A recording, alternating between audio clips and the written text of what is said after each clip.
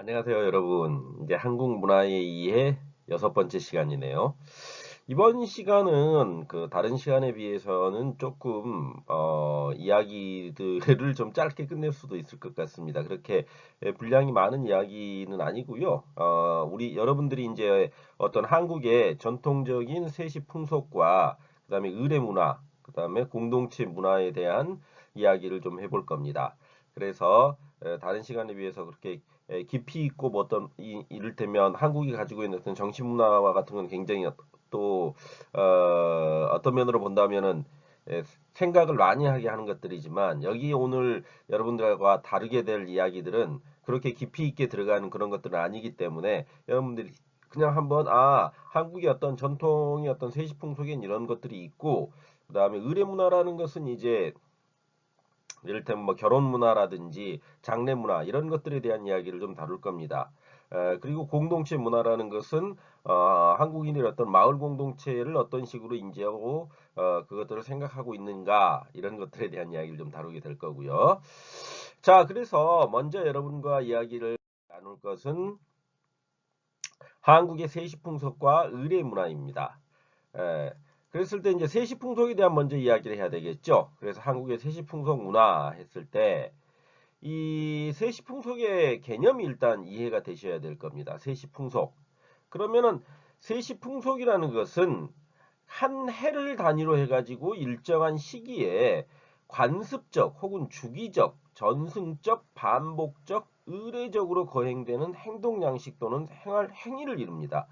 그러면은 여기서 이제 여러분들이 이제 그 한 해를 단위로 한다. 한 해를 단위로 한다라는 것은 세시풍속이라는 게 1년을 단위로 한다는 거죠. 1년을 단위로 해서 거기에 일정한 시기에 따라서 관습적 관습이라는 것은 뭡니까? 오랜 시간 동안 전승되어 내려온 어떠한 습관과 같은 행태지요.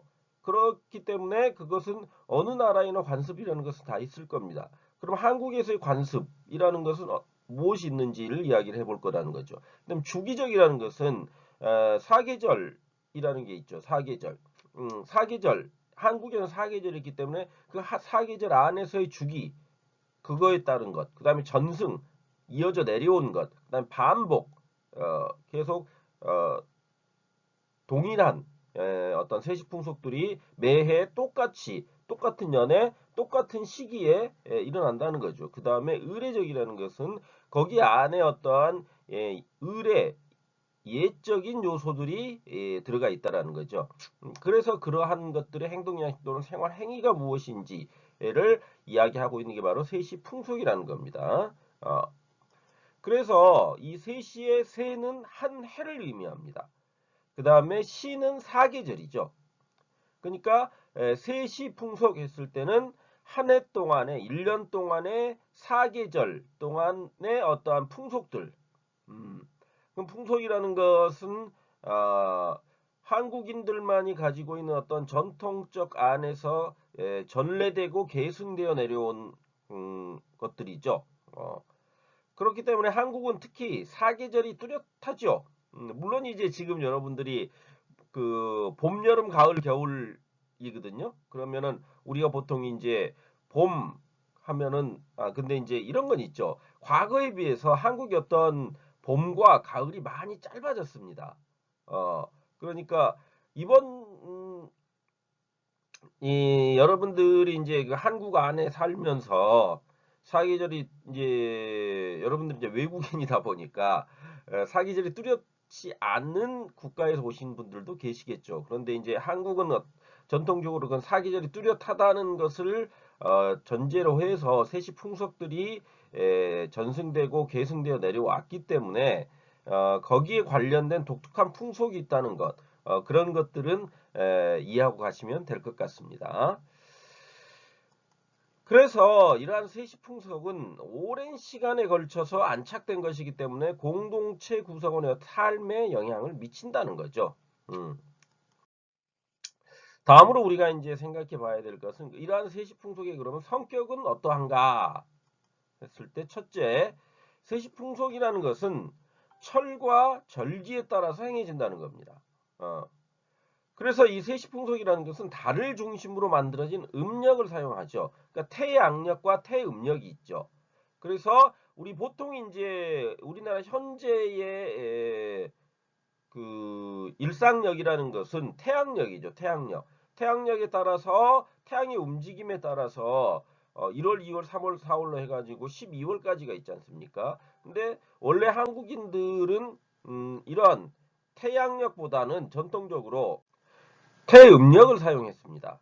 그래서 태음력을 사용했기 때문에 어떤 달의 움직임에 따라서 되는 것이 태음력이죠. 그래서 한국인들이 가끔 그런 얘기를 할 겁니다. 그러니까 음력 생일이 있다 이렇게 얘기를 하시는 분들이 있거든요. 그러니까 양력 생일과 음력 생일 막 이렇게 얘기를 하거든요. 저 같은 경우에도 아무래도 이제 나이가 있다 보니까 태음력에 따른 생일을 하고 있습니다. 그래서 그 음력 생일에 따라서 되면은 양력 생일과는 좀 차이가 납니다. 그래서 매년 생일이 달라지죠.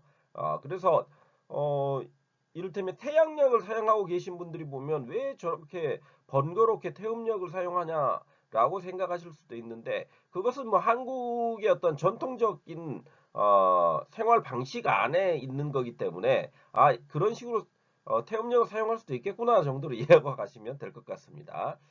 그래서 이러한 태음력에 따라서 봄, 여름, 가을, 겨울의 어떤 사계절과 그래서 이제 여기서 보시면은 철이죠, 철.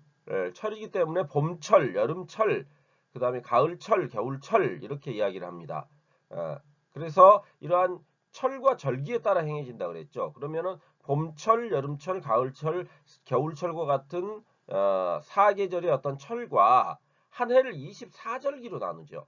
그래서 24절기라는 것은 이를테면 봄이다 그랬을 때 봄은 1월에는 입춘이라는 게 있거든요. 24절기 안에. 그럼 입춘이지 않습니까? 그러면 여기서 입은 설입자고 춘은 봄춘자입니다. 그러니까 입춘이라고 하는 것은 봄에 들어선다는 겁니다. 봄에 들어서는 입춘. 그 다음에 여름에 들어서는 입하. 그 다음에 가을에 들어서는 입추. 그 다음에 겨울에 들어서는 입동. 이렇게 해서 춘하추동이죠. 춘, 봄춘, 어, 여름하, 그 다음에 가을추, 겨울동 해서 천하추동 이렇게 사계절을 보통 이야기하고요. 거기에 이제 음력 24절기 태음력에 따른 24절기 안에 이제 여러 그 절기들이 있습니다. 그러니까 이렇게 생각하시면 됩니다. 24개로 나눴다는 거죠. 음력 안에 그 시기를.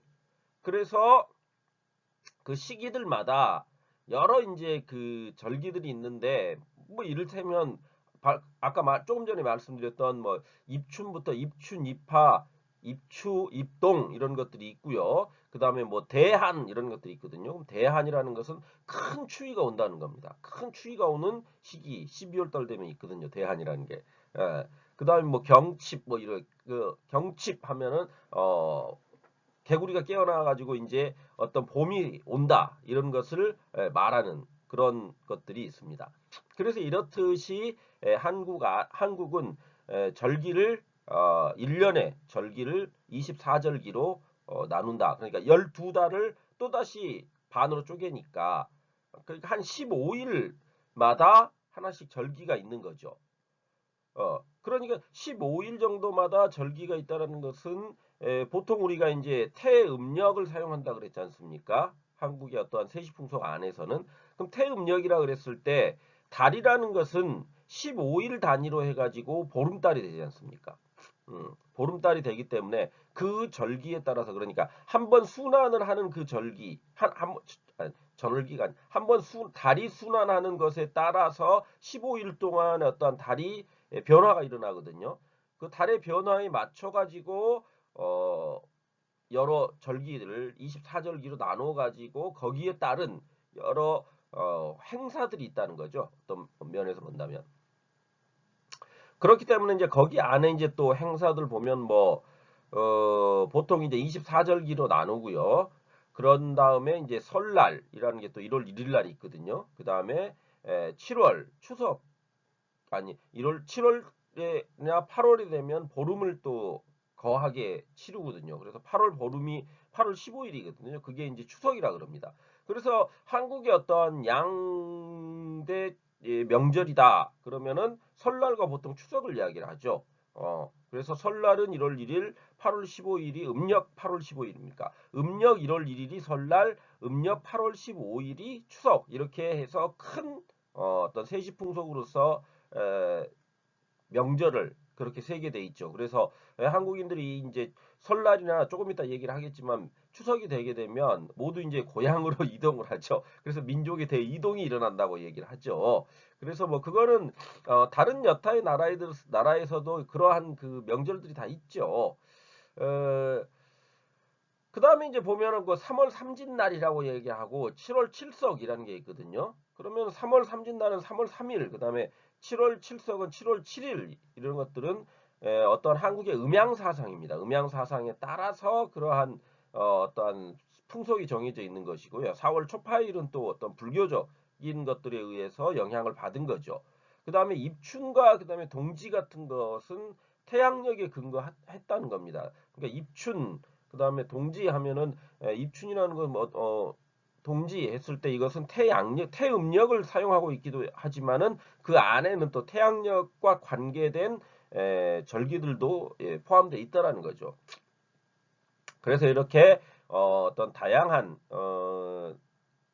여름 그러니까 뭐라고 해요? 그러니까 다양성을 가지고 절기라든지 세시 풍속이 구성되어 있다. 이런 정도로 이해를 하고 가시면 될 것 같습니다.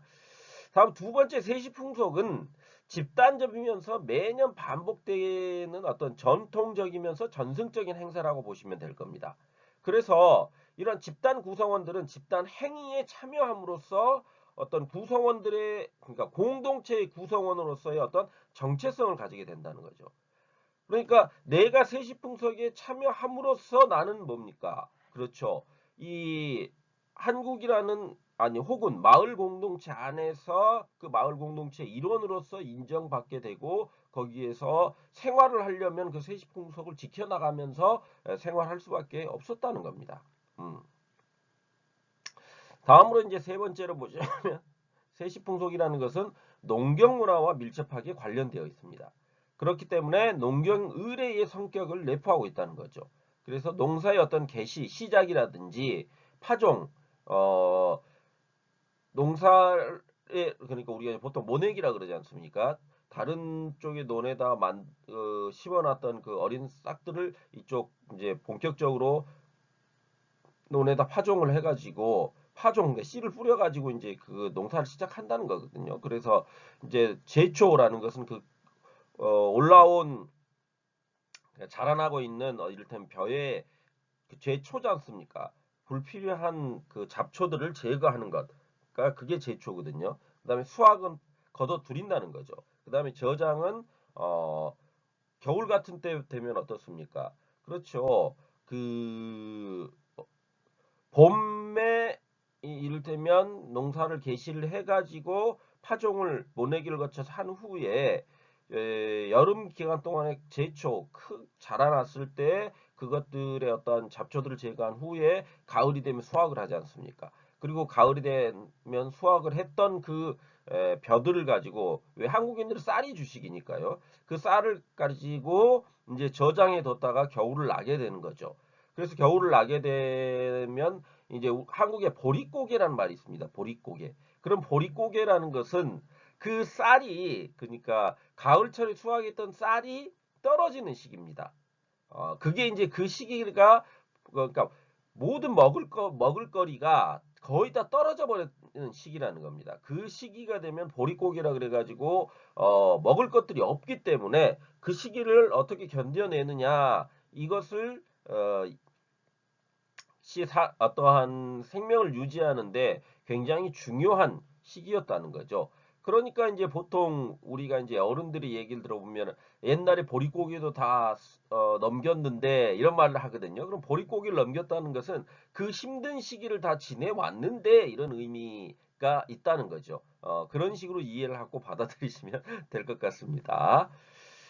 다음으로 이제 세시풍속이라는 것은 고사, 그러니까 제사를 지내는 거죠. 제사를 지내는 거. 그다음 점복, 점과 복을 기원하는 점을 치는 행위라는 거죠. 이것은 이제 복을 기원하는 점복, 그 점을 치는 행위라는 것은 한국인들의 어떤 무속신앙 안에서도 되어 있는 거죠. 그래서 금기, 그러니까 어겨서는 안 되는 것들이라든지 무속적인 측면들, 그다음에 부적. 그러니까 한국인들 중에 부적을 가지고 다니는 사람들이 막 있습니다. 예, 뭐 중국 같은 경우에도 부적이라는 게 막 있지 않습니까? 그러면 그런 것들은 일종의 민간 신앙이죠. 민간 신앙에 의해서 뭐 고사라든지 전복이라든지 금기라든지 무속이라든지 부적 같은 것들을 에, 한다는 거죠. 그런 것들이 어떤 세시풍속 안에 남겨져 있다는 겁니다. 그 다음에 내재되어 있고요. 안에 들어가 있고요.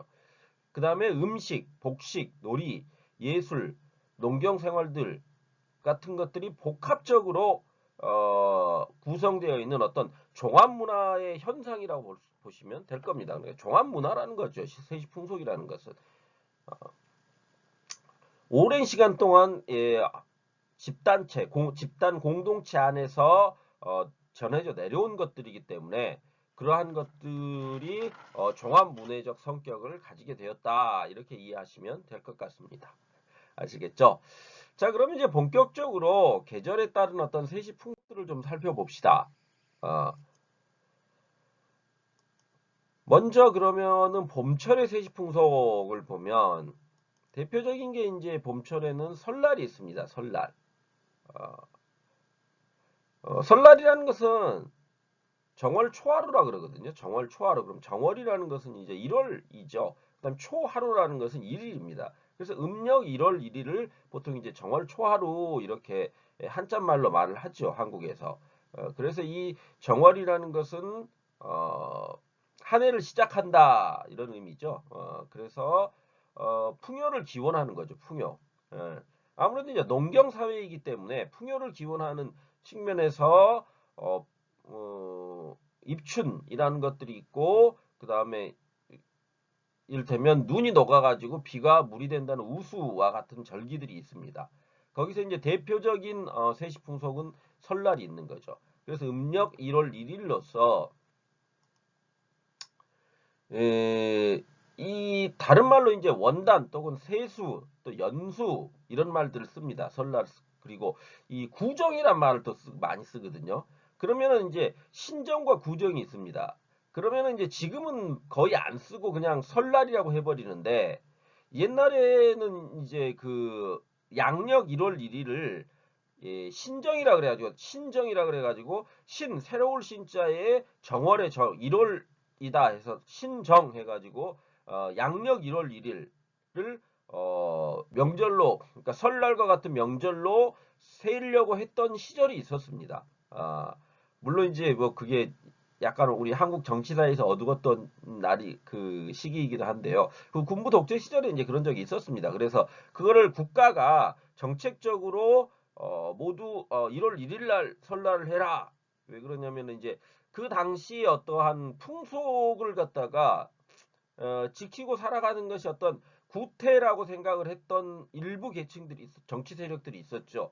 그러니까 우리는 새로운 국가를 건설해야 하기 때문에 구태적인 옛날 것들의 전통은 다 없애버리고 새로운 어떤 산업화되어 있는 좋은 것들만을 받아들이고 그걸 이행해야 한다라는 생각에서 자기들이 그냥 신정을 세라 해가지고 근데 이제 한국의 전통 사람들이 그 세시풍속 안에서는 모두 구정 옛날 음력 1월 1일을 설날이라고 셌는데 그걸 어느 날 갑자기 정치 세력이 들어오더니 신정으로 해가지고 1월 1일 양력 1월 1일로 설날을 해라 이렇게 해버리니까 굉장히 혼란스럽죠. 국민들 입장에서는. 그래서 그게 이제 한때 1월 1일을 신정이라 그래가지고 휴일도 굉장히 많게 막 3일까지 주고 막 이래가지고 어, 그러니까 어떤 면으로 본다면 하나의 세시풍속으로서 만들려고 인위적으로 만들려고 했었던 적이 있었는데 지금은 이제 그게 없어졌죠. 없어져 버리고 그냥 1월 1일 날은 새해 첫날이다라는 개념으로 해가지고 그냥 어, 지냈고요. 음력 1월 1일을 설날이라 그래가지고 매해 이제 아주 성대하게 명절로 치르죠. 그렇게 이제 음력에 따라서 가기 때문에 태양력과 태음력이 있다 그랬지 않습니까? 그래서 한국에서의 설날은 매해 바뀝니다. 날짜가. 왜요? 태음력을 따라가기 때문에 태음력에 따르면은 태양력인 1월 1일이 정해져 있는 게 아니라 태양력에 따라서 매해 바뀌다 보니까 설날 역시 매해 달라지게 된다는 거죠. 음력 1월 1일로 하다 보니까. 그래서 이날은 미리 준비한 이제 새옷, 설빔이라 그러거든요. 그 새옷을 갈아입고 제사상을 차려가지고 조상에게 제사를 지내죠. 그것을 이제 보통 우리가 정초 차례 해가지고 차례를 지낸다고 얘기를 합니다. 차례. 그래서 조상들에게 그 제사 음식을 만들어 가지고 차례죠. 레. 그 레라는 것은 이제 예절 아닙니까? 예의를 지키는 거 아닙니까? 예의를 지키면서 어떤 의식적인 측면을 한다는 거죠. 그래서 정초 차례를 지키고 다음으로 차례 후에는 새해 첫 인사인 세배를 하게 됩니다. 그래서 새해 복 많이 받으십시오라고 말을 하는 게 이제 이때 이 설날에 그런 이야기들을 하게 되는 거죠. 그래서 새해 첫 인사를 집안 어른을 가장 먼저 세배를 드리고요. 그 다음에 서로 부부지간에도 세배를 합니다. 그 다음에 형제지간 이렇게 모두 세배를 하는 것이 원칙입니다. 원칙. 그래서 이제 저희 집 같은 경우에도 1월 1일이 되면 이렇게 다 모여가지고 가족들이 모여가지고 새해 첫날이다 해가지고 떡국을 먹죠. 떡국. 떡국이라는 그 음식이 1월 1일 날 먹는 겁니다. 그래서 이 떡국을 먹게 되면 이제 한 살을 더 먹었다라는 그런 의미를 가지게 되는 음식이거든요. 물론 지금 이제 이 떡국이라는 게 어떤 보편화 되어 가지고 꼭 1월 1일 날 먹는 게 아니라 그냥 아무 날이나 먹을 수도 있는 그런 음식이 돼 버렸는데 과거에는 떡국을 1월 1일 날 먹었죠. 1월 1일 날 그 떡국이라는 음식을 먹음으로써 이게 이제 한 살을 더 먹었다라는 그런 의미로 먹기를 했던 그런 음식이다. 이렇게 이해하고 가시면 될 것 같습니다. 그래서 세배를 하는데 이러한 그러니까 집안 어른, 부부지간, 형제지간 세배가 다 끝나면 그 다음에는 이제 이웃 어른들한테 세배를 다녔습니다. 그래서 보통 이제 그 지금은 1월 1일을 설날 전날과 그다음에 설날, 그다음에 설날 후날 해가지고 한 3일 정도 쉬는데요. 예전에 제가 어렸을 때만 해도 이 공식적으로 휴일이 아니더라도 1월 1일부터 시작을 해가지고 저 같은 경우에도 어렸을 때 그 이웃 어른들에게 세배를 다 다녔습니다.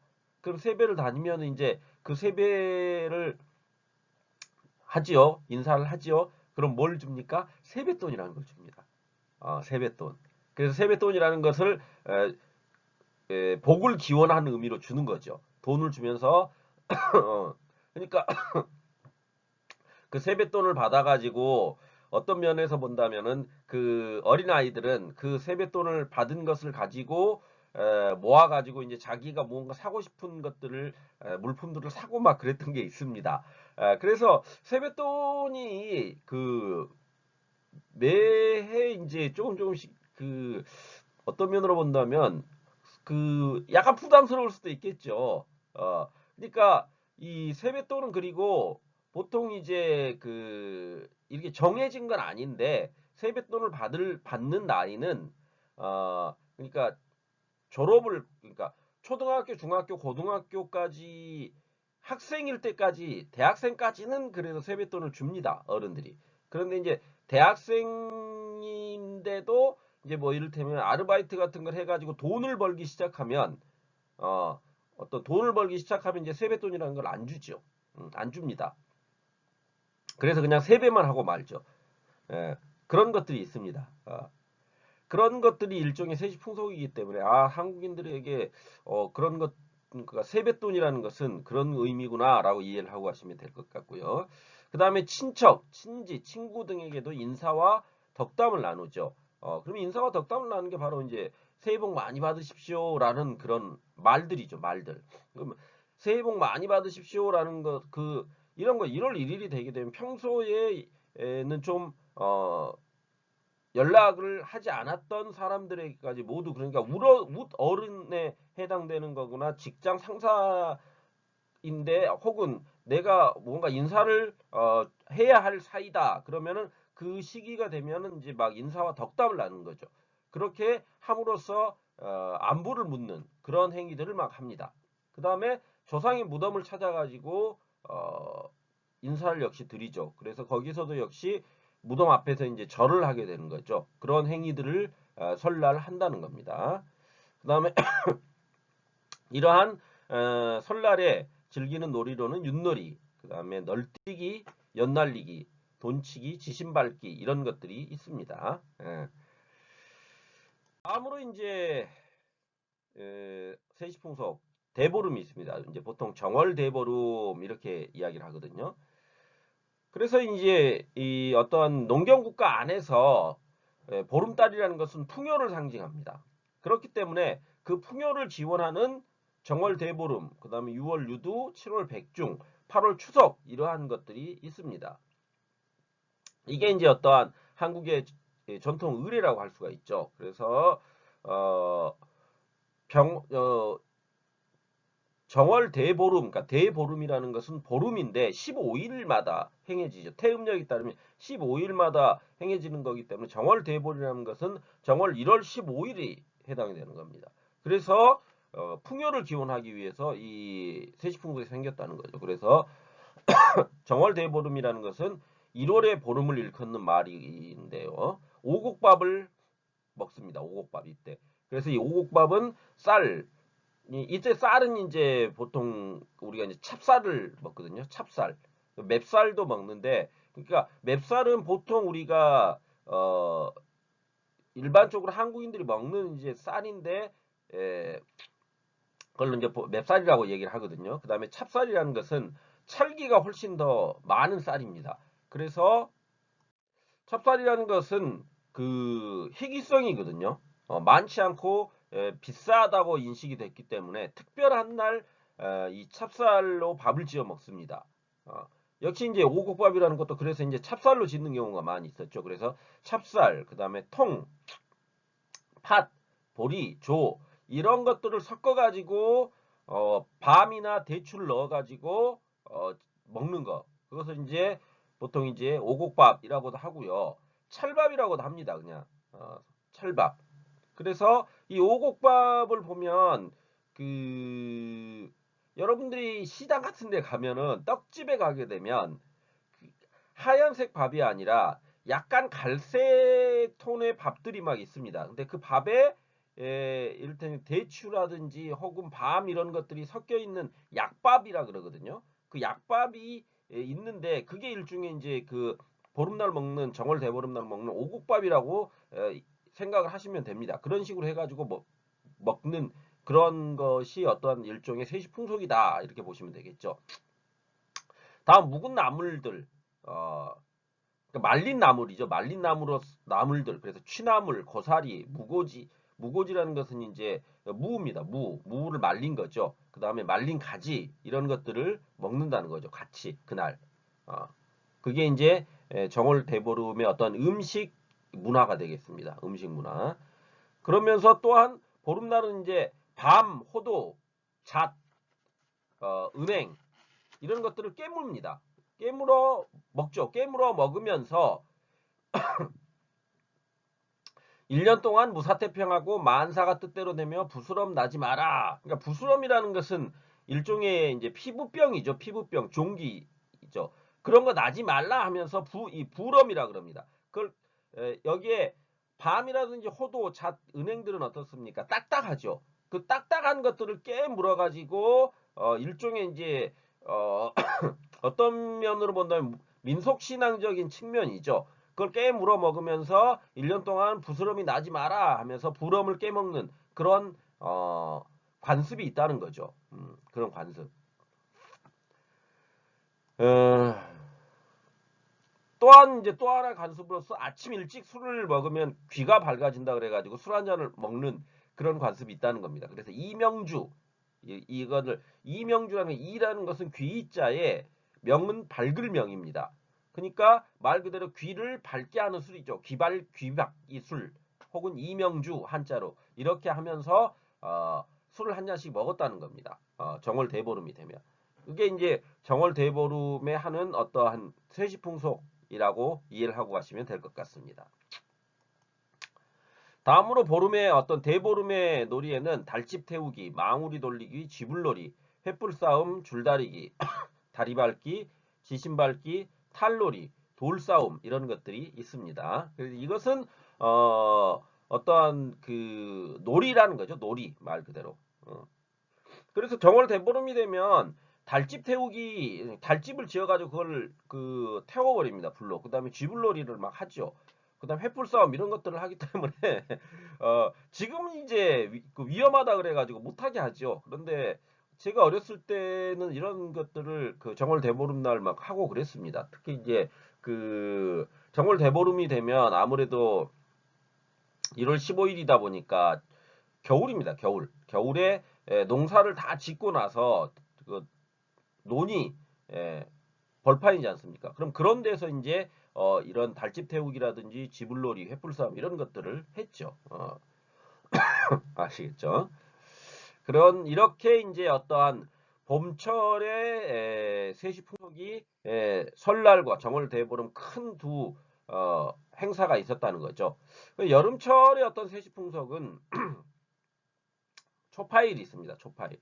이것은 이제 4월 초파일 해가지고 부처님 오신 날 이제 이라고 해서 어떠한 불교적인 행사죠. 불교적인 행사인데 한국인들이 아무래도 불교를 받아들이는 게 삼국시대부터 받아들이지 않습니까?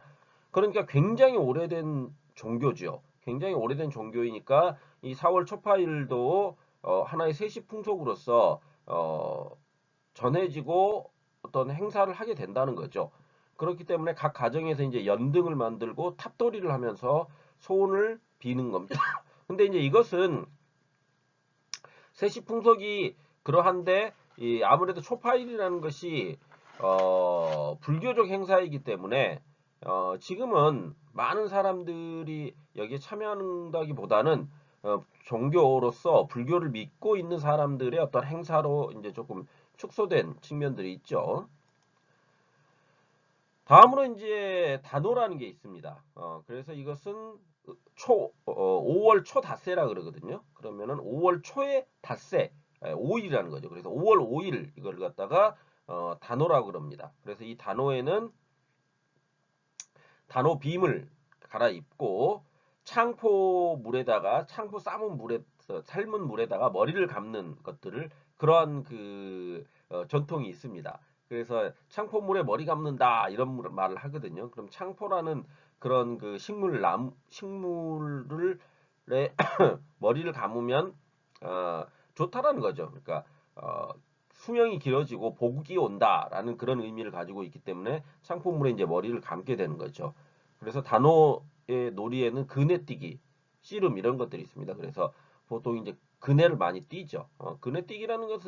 그네라는 것은 여러분 뭐 잘 알고 계시죠? 그래서 이제 이 단오날이 되면은 옛날에는 그 여자들이 밖을 나갈 수가 없지 않습니까? 그래서 그 그네라는 것을 통해 가지고 멀리 내다보잖아요. 멀리 내다볼 수가 있지 않습니까? 다 그네가 위로 올라갈 때 그렇기 때문에 그런 걸 통해 가지고 바깥 세상을 일종의 구경하는 그런 행위로서 그네뛰기를 했던 측면도 있습니다. 다음으로 이제 가을철의 어떤 세시 풍속으로는 칠석이 있죠. 칠석은 7월 7일입니다. 그래서 음력 7월 7일로 견우와 직녀가 오작교에서 만난다는 날이죠. 그게 이제 칠석이라는 걸로 그래서 차례를 지내고 우물가에 제단을 만들어서 칠성신에게 가족의 복을 빌었던 거죠. 다음으로 이제 한가위가 이제 있습니다. 8월 15일이죠. 8월 15일. 그래서 음력 8월 15일이고 추석이라 그럽니다. 보통 우리가. 그래서 중추절, 가위, 가윗날, 가베일 이렇게 해도 부릅니다. 근데 보통 이제 한가위나 추석이란 말을 가장 많이 쓰지요. 그래서 이제 이때는 어떤 조상의 무덤을 찾아가지고 벌초를 하고 핵곡식과 과일로, 그러니까 8월 15일이다 보니까 이제 이렇게 보시면 됩니다. 가을 거지를 다 끝낸 거거든요. 그러니까 한 해 1년 농사를 다 짓고 그 풍성한 곡식들이 많은 시기입니다. 그러다 보니까 그 풍성한 햇곡식이라는 것은 그 해에 처음 나온 곡식들을 햇곡식이라 그럽니다.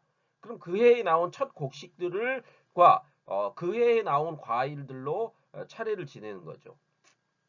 그러니까 앞서 설날도 차례를 지낸다 그랬지 않습니까? 추석에도 차례를 지냅니다. 보통 그러니까 보통 일반 가정에서 차례는 2번 정도 지낸다고 보시면 됩니다. 그래서 그 차례가 1월 1일 날 설날 한번 다 지내고 8월 15일 추석에 또 지내게 되는 거죠. 이해하시겠습니까?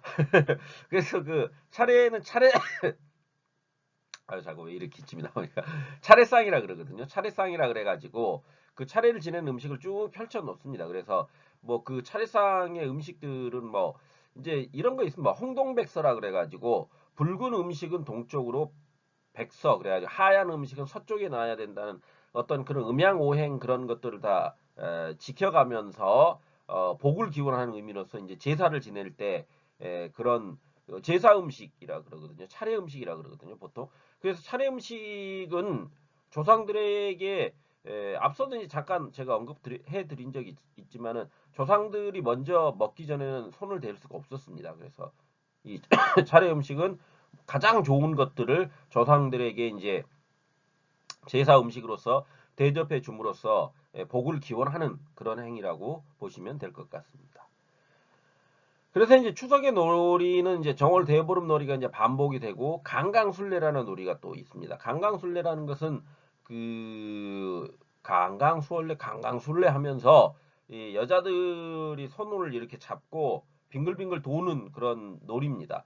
그런데 이 강강술래가 그 임진왜란 때도 쓰이거든요. 그러니까 임진왜란 때 이순신 장군이 일본인들에게 일본 그러니까 왜구죠, 왜구. 왜군들에게 한국군이 많다는 것을 보여주기 위해서 여자들이 전부 이제 횃불을 하나씩 들고 손에 손을 잡고 강황술래 이렇게 빙빙빙빙 돌게 했습니다.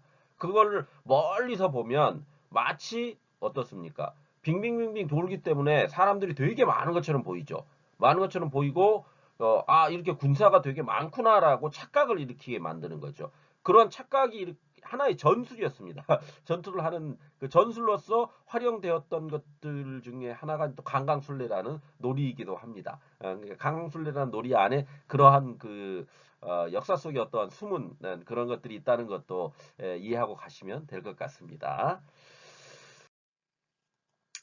다음으로 겨울철의 세시풍속으로는 동지가 있습니다. 그래서 이 동지는 양력 12월 22일로 조선시대까지만 해도 작은 설이라고 해가지고 어, 행해졌죠. 그래서 동지 팥죽을 먹습니다. 그래서 이 동짓날은 동지 팥죽을 먹으면서 그 팥죽을 대문이나 벽, 부엌, 마당, 담장 등에다 이렇게 뿌려가지고 잡기를 막는다. 이렇게 그러니까 팥이 어 중국에서도 그 팥이 어떻게 보면 되게 그 잡기를 쫓는 그러한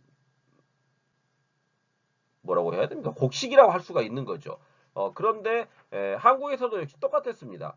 중국의 그런 부분들은 주술적인 부분이니까 붉은색이라는 것이 어떠한 그 잡기를 쫓는 주술적인 측면이 있다고 해가지고 한국에 행해지게 된 그런 것이 그런 어, 세시풍속이다 이렇게 이해하고 가시면 될 것 같습니다. 다음으로 이제 우리가 살펴볼 것은 한국의 의례 문화입니다. 의례 문화. 지금까지 이제 세시풍속에 대해서 쭉 이야기를 해봤죠. 그래서 이제 의례 문화. 그래서 의례 중에서 이제 일생의례라는 게 있거든요. 일생의례라는 것은 이제 태어나면서부터 죽을 때까지의 어떤 의례죠. 그래서 이제 그 의례라는 것 자체가 어떠한 그 특정 대상이나 관념을 이제 구체적 행동으로 드러내기 위해서 일정한 격식과 절차를 차리는 것을 말하는 거거든요. 음. 그렇기 때문에 그 사람의 어떠한 그 격식을 차린다는 것은 그러니까 예의를 다한다는 거죠. 예의를 다한다는 거죠. 그래서 일생의례이기 때문에 이제 이 어떤 사람의 일생에 있어서의 지켜야 할 의례들은 무엇인가 이런 것들이 있다라는 거죠. 그래서 가장 먼저 이제 일생의례로서 기자의례라는 게 있습니다. 이 기자의례라는 것은 이제 아들을 낳기 위한 의례거든요. 그래서 기도를 드리거나 그래서 기도 같은 경우에는 뭐 우리가 보통 3일 기도, 뭐 7일 기도, 뭐 100일 기도 이런 것들을 하거든요. 그것은 이제 정해진 날에 기도라는 행위를 통해 가지고 아들을 낳게 해달라 이런 기원적인 의미죠. 기원적 의미. 그래서 주술의 힘을 빌려 가지고 아들을 낳으려는 여러 의식들을 이야기를 합니다. 그래서 이제 아들을 낳으려고 그런 거 있잖아요. 뭐 다산 그러니까 많이 아들을 낳은 그 여자가 찾던 월경대라든지 어, 금줄에 달린 고추를 갖다가 어, 모셔뒀다가 그걸 다려 먹으면 또 아들을 낳는다든지 그런 그 말도 안 되는 어, 주술의 힘을 빌리려고 하는 그런 행사들이 있었습니다. 그리고 또 남근석이라는 게 있거든요. 그러니까 남자의 성기 모양을 닮은 그 남근석이라든 것이 있어가지고 그 남근석을 또 이렇게 만지는 행위들을 했었고요. 그 다음에 또 제주도에 가면 돌하루방이 있지 않습니까? 돌하루방이라는 것은 돌로 만든 하루방이라는 게 이제 그 할아버지잖아요. 할아버지. 그래서 그 돌하루방에 코를 이렇게 만지면은 아들을 낳는다 이런 것들이 있어가지고 사람들이 자꾸 코를 이렇게 만지게 돼서 코만 닳고 이런 것들이 있습니다. 그래서 그게 이제 일종의 기자의례라고 할 수 있습니다. 어, 아들을 낳으려고 하는 그런 행위들 이런 기자의례가 있었고요. 다음으로 이제 출산 의례라는 게 있죠. 그래서 출산 전에 삼신상 그러니까 출산을 담당하는 신을 차려놓고 순산을 비는 거죠. 그래서 출산을 한 후에는 금줄을 겁니다. 그러니까 지금은 많이 그게 없어졌는데 이제 시골 같은 데 가면은 아들이나 딸이 태어나면 이 금줄이라 그래가지고 여러분들이 이제 인터넷에 금줄 한번 쳐보시면 그 대문 앞에다가 이렇게 새끼를 꼬아가지고 걸어놓거든요. 그게 이제 금줄입니다. 그러면 우리 아이가 태어났어요. 축하해 주세요. 이런 의미를 갖는다는 거죠. 그래서 그 금줄을 걸어 가지고 남자가 태어났을 때는 숫, 고추, 백지를 이렇게 집어 넣어 가지고 그걸 걸어 놓습니다. 그다음에 여자는 이 고추를 빼버리고 숫과 백치를 이렇게 걸어 놓죠. 그게 이제 하나의 출산 의례로서 그렇게 해 놓는다는 거죠. 그다음에 출산을 한 후에는 그 삼신 여기서 지금 순산을 빌었지 않습니까? 삼신상에다가 음식을 차려놓고 그래서 그 음식을 올려놓은 그 중에서 이제 쌀과 미역 그래서 이제 그 미역국을 먹지 않습니까? 출산 후에는 그게 이제 하나의 어떤 의례죠. 출산 의례로서 미역국을 먹음으로써 해산하는데 수고했다. 그 다음에 미역이 이제 또 요오드가 많아가지고 산모한테 굉장히 좋습니다. 그래서 그런 음식을 먹게 되는 거죠. 다음으로 육아 의례는 3일째에는 이제 젖을 물리고 7일째 삼신시루와 미역국, 정화수로 아기와 산모의 건강을 빌게 되는 겁니다. 그다음에 100일째에 잔치를 100일 잔치라 그러거든요. 근데 이제 100일 되면은 잔치를 하고 돌잔치를 하게 되는데 이 100일 잔치나 돌잔치를 하는 것은 예전에는 이 어린아이가 태어나가지고 100일이나 돌까지 지내지 못하고 죽는 아이들도 대단히 많았습니다. 그러다 보니까 그걸 축하해 주는 겁니다. 야, 너 태어나가지고 100일을 지냈구나. 그 다음에 이제 첫 해를 지냈네 해가지고 그런 아기의 어떤 건강과 복을 기원하는 그런 의미의 잔치를 한다는 거죠. 그래서 100일 날은 100일 잔치. 그 다음에 1년이 지나면 돌잔치를 하게 되는 거죠. 이건 다 장수를 기원하는 그런 의미죠. 그래서 돌상 위에는 돌잔치를 할 때는 이 아이들 이제 돌잡이라는 걸 하거든요. 그럼 거기 위에 뭐 돈, 책, 붓, 실, 연필, 쌀, 주적, 방망이 이런 것들을 놔두고 아이들에게 이제 집게합니다. 그럼 그 아이가 가장 먼저 무엇을 집느냐에 따라서 그 아이의 어떤 미래를 점쳐보는 거죠. 미래를 점쳐보는 그런 그 거기 때문에 그것은 뭐 어떤 면으로 본다면 아이의 미래를 점쳐볼 때 이를테면 책이라든지 연필, 붓을 집으면 공부와 관련된 것 혹은 출세와 관련된 것을 했다고 하고요. 주걱이라는 것은 이제 음식, 솜씨가 좋다. 그 다음에 뭐 방망이라는 것은 남동생을 이제 낳게 해줄 것이다. 그 다음에 쌀은 복을 주면서 오래 살 수 있게 쌀은 복을 준다. 그 다음에 실을 잡은 건 실이 이렇게 길지 않습니까? 길기 때문에 오래 장수를 할 것이다. 이런 의미를 지니고 있거든요. 그럼 그것을 어떤 것을 잡느냐에 따라서 사람들이 그걸 가지고 그 아이의 어떤 미래를 갖다가 점치는 그런 행위를 했다라는 거죠. 그게 이제 돌잔치에서 돌잡이라고 해가지고 행해지는 것들입니다. 다음으로 이제 그 성년 의례가 있죠. 그래서 어린 남녀가 이제 성인이 되었을 때 그 성년이 되었다라는 것을 알리는 행사로서 남자는 이제 상투를 튼다고 얘기를 하거든요. 그래서 관례를 통해 가지고 상투를 틀고 관을 씀으로써 성년이 되었다라는 것을 알려주고요.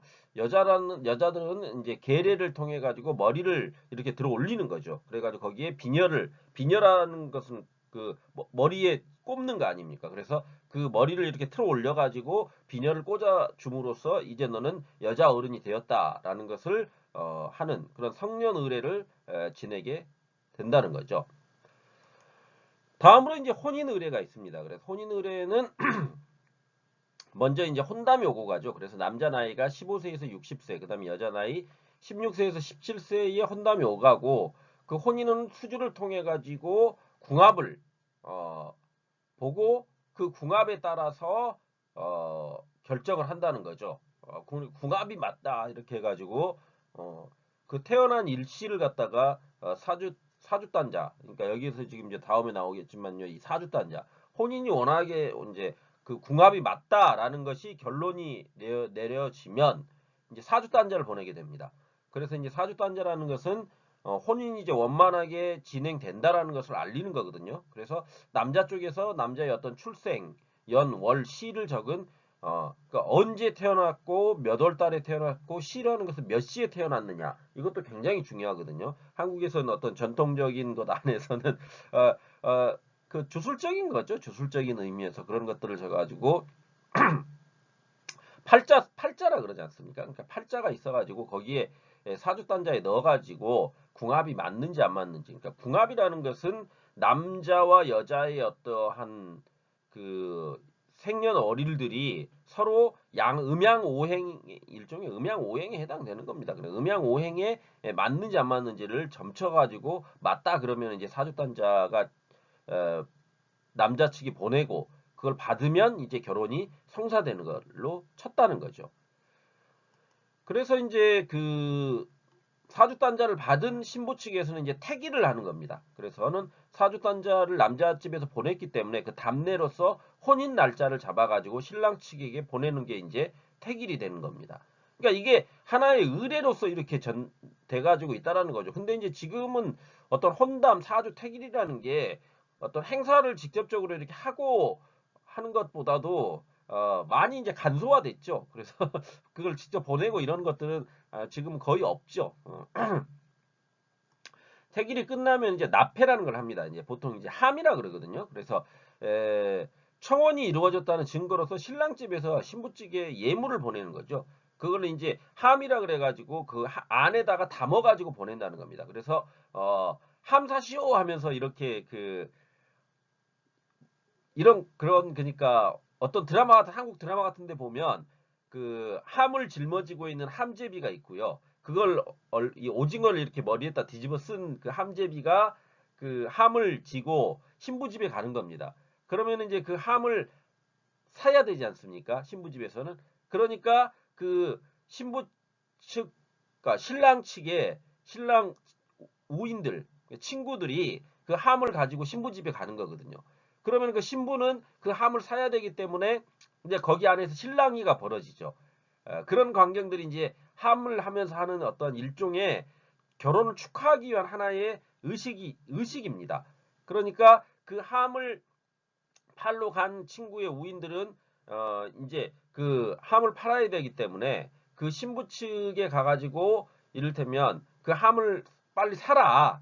그래서 그러니까 함을 짊어진 함제비가 한 걸음 옮길 때마다 거기다 이제 돈을 이렇게 놔줍니다. 그 돈을 놔주는 것은 그걸로 이제 쉽게 얘기하면 함을 지고 오느라고 수고를 했으니까 신랑 니들 이걸 가지고 가서 니들끼리 이제 뭘 음식을 해 먹어라 이런 의미를 지니고 있는 겁니다. 그래서 그 함을 이제 가지고 들어가 가지고 함을 놓기 전에 그 박이 있거든요.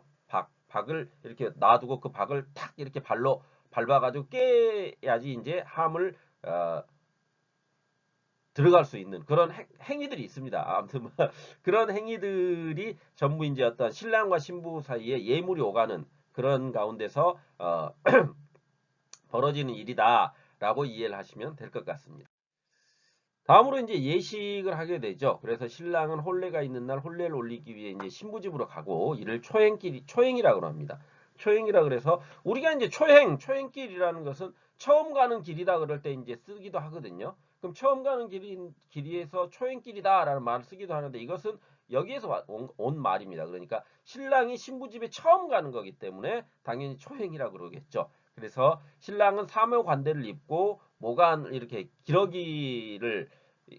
기러기라는 게 이제 그 어떠한 장수와 어떤 부부 사이 좋음을 의미하기 때문에 그걸 이렇게 안고 모간을 안고 가는 거거든요. 그래서 전안례를 먼저 신랑이 신부집에 기러기를 자기가 갖고 갔던 나무로 되어 있는 그 기러기들을 드리는 거죠. 그 다음에 교배례 해가지고 신랑과 신부가 교배상 마당에다가 이제 교배상을 놔두고 거기에서 이제 한국의 전통 우리가 흔히 이제 여러분들이 TV에서 봤던 그 전통 혼례를 올리게 되는 거죠. 그게 이제 교배례입니다. 합끝례라는 것은 이제 그 교배상을 놔두고 서로 인사를 나눴던 신랑과 신부가 이제 술잔을 교환하면서 술을 마심으로써 이제 부부가 되었다라는 것을 알리는 거죠. 그다음에 합국례라는 게 있죠. 그래서 신랑 신부가 한 방에서 이제 자는 그런 것들. 그래서 전안례, 교별례 왜 이러니까 전안례, 교배례, 합국례 이런 것들을 하는 것이 전통 예식의 혼인 의례라는 겁니다. 다음으로 이제 우기가 있습니다. 그래서 대례라는 것은 결혼식을 말하는 거죠. 큰 예례이기 때문에 대례를 마치고 신부가 이제 시댁으로 들어가는 것을 우기라고 이야기를 합니다. 그다음에 근친이라는 것은 신부가 이제 시댁에 들어간 후 처음으로 친정집 가는 거죠. 그래서 부모에게 인사드리러 가는 건데, 그래서 이제 신랑도 이제 재행이라고 하는 것은 이제 다시 처가에 재라는 것은 다시 재지 않습니까? 행차할 때 행이거든요. 그래서 재행을 한다, 다시 이제 간다는 거죠. 그때 이제 이바지 음식이라는 것을 해가지고 갑니다. 그러니까 신부집에 이바지 음식을 해가지고 주면서 이제 가게 되는 게 재행이죠.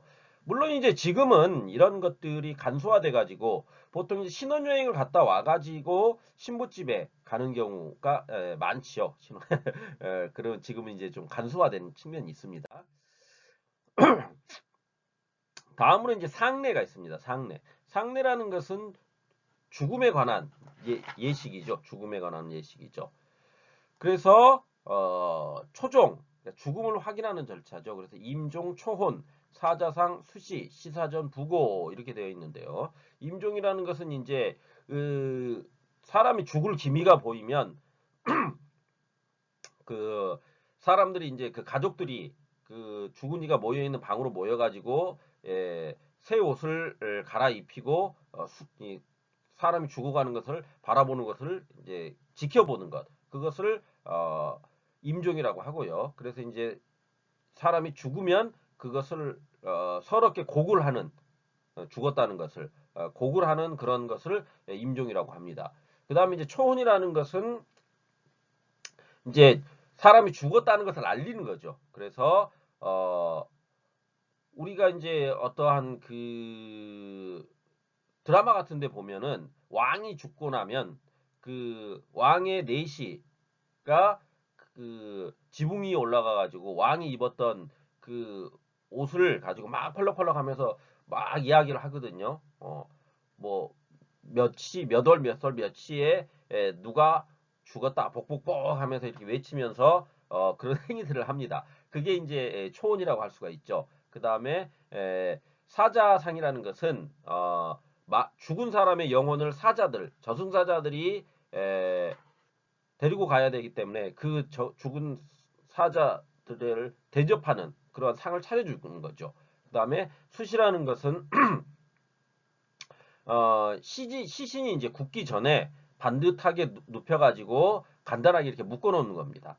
그걸 이제 수시 혹은 소렴이라고 이야기를 하거든요. 그 다음에 시사전이라는 것은 이제 그 묶어놨지 않습니까? 시신을 그걸 이제 시사전이라 그래가지고 병풍 앞에다가 이제 병풍을 칩니다. 그 앞에다가 그리고 거기에 이제 상을 차리고 혼백을 달래는 그러한 이 상을 놔두는 것. 그게 이제 시사전이라고 합니다. 그 다음에 부고라는 것은 이제 주변 사람들에게 죽은 이의 어떠한 죽음을 알리는 그러한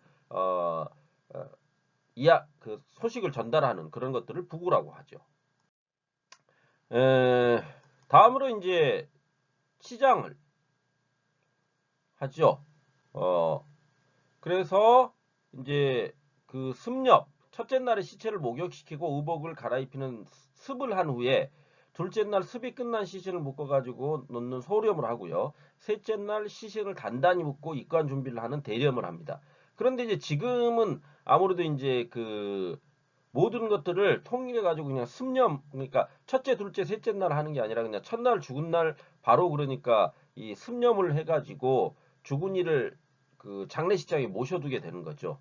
그런 행위를 하게 되는 겁니다. 그래서 죽은 이를 모셔두고 이제 3일상을 보통 지금은 많이 하지요. 3일 동안 3일상을 죽은 날부터 이제 3일째 되는 날 이제 묘소로 가게 되는 거. 그게 이제 3일상이라고 보통 이야기를 하거든요. 치장이라는 것은 이제 묘지를 정하고 시신을 묻는 걸 이야기하죠. 그 다음에 이제 흉제라는 게 있죠.